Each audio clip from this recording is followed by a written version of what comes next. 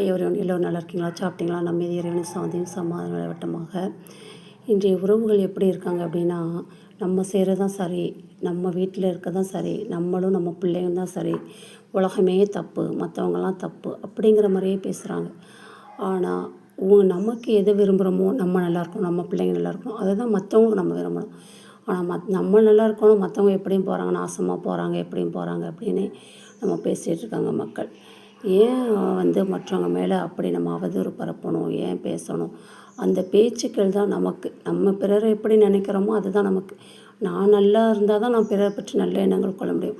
நான் தவறாக பேசும்போது பிறரை பற்றியும் ஐயோ அவங்க அப்படி செஞ்சுருவாங்களோ, இப்படி செஞ்சுருவாங்களோ, அடுத்தவங்க குடும்ப கதை ஃபுல்லாக நமக்கு தெரியும், ஆனால் நம்ம கதை ஃபுல்லாக மற்றவங்களுக்கு தெரியக்கூடாது அப்படின்னு நம்ம நினைக்கிறோம்.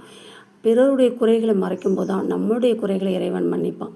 அதனால் எல்லோரையும் சந்தோஷப்படுத்தணும். நமக்கு எதை விரும்புகிறோமோ அதை மற்றவங்களுக்கு விரும்பக்கூடியவர்களாக நம்ம அனைவரையும் இறைவனாக்கி